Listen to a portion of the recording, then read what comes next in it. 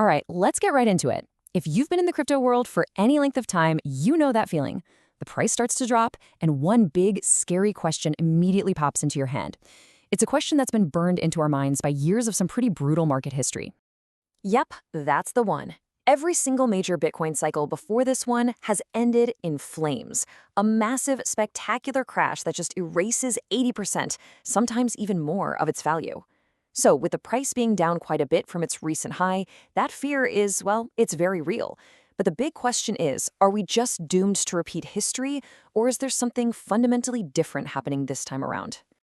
So before we can even begin to understand why this cycle might be breaking the mold, we have to look at the old rules. The classic Bitcoin cycle has always been this wild story of extreme boom, followed by an even more extreme bust. And it's always been driven by a very specific set of market dynamics. And this slide right here perfectly illustrates the core of what we're talking about today. On the left, you see the past, those absolutely catastrophic 80% crashes, total wipedowns. And on the right, you see where we are now, a drawdown that's painful, for sure, but so far a less severe 50%. So the multi-billion-dollar question is this just a little pit stop on the way to the bottom, or is this actually the new bottom? Okay, let's kick things off with our first major argument for why things have changed, and it really just comes down to market physics. It's this idea that as Bitcoin gets bigger and bigger, its price swings actually get, well, tamer. Now, what's so interesting about this is the logic behind it. Just think about it. It's like trying to move a giant boulder versus a little pebble. Back when Bitcoin was small, it didn't take a whole lot of money to send the price to the moon. But now that it's a trillion-dollar asset, you need a staggering exponential amount of new money just to get the same percentage move. And the theory goes that this tames the crazy upside, which in turn should tame the brutal downside. And this chart, wow, it really shows the data to back that theory up. I mean, look at past cycles. Those were retail-driven manias that produced these mind-boggling 4,000% gains. When the pump is that huge, the dump is going to be just as vicious. But this cycle, the gain has been far, far more modest. The point here is pretty simple.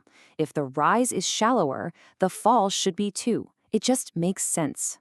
All right, on to our second argument, which you could say is the biggest difference maker of them all. We're talking about the arrival of a brand new, incredibly powerful class of investor that just flat out wasn't here in the old days. For the first time in history, we have these massive new forces in the market. You've got huge institutions like BlackRock creating constant regulated demand through their ETFs. You've got major corporations actually adding Bitcoin to their balance sheets as a treasury asset.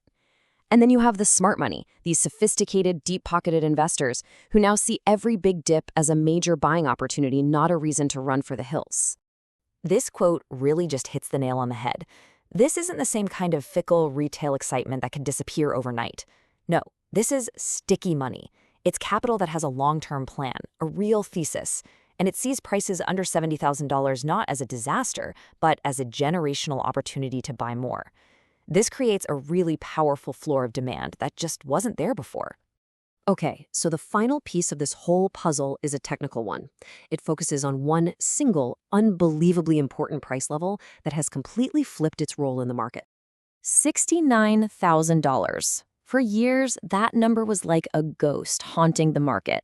It was the absolute peak of the euphoric, speculative 2021 bull run.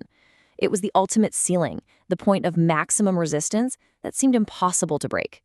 But now, its role has been turned completely on its head. This slide really tells the story of Bitcoin's maturation. For years and years, 69K was a hard ceiling. Then, earlier this year, boom. We saw a decisive, powerful breakout. And right now, it's being tested not as a ceiling, but as a brand new foundation. If the price can hold this level, it's a massive signal that the market has truly grown up. So when you put all three of these pieces together, right, you've got the diminishing volatility, you have this new institutional floor, and you have this new technical foundation, you get a really compelling new theory, what some are calling a crypto soft landing. And this right here, this is the core idea. Instead of the price crashing all the way back down to the basement, giving back years and years of gains, the market finds its bottom on a kind of high-altitude plateau. That institutional demand and this more mature market structure prevent a total collapse. It establishes a stable, high-level base to build from for the next move up. So the final question is If this really is the first ever crypto soft landing, what does that mean for the future? Does it set the stage not for another crazy speculative frenzy, but for a steadier, institutionally driven climb? And does this new foundation make those once unthinkable price targets, like $250,000, a genuine possibility? It's a future that could look very, very different from the past we all know.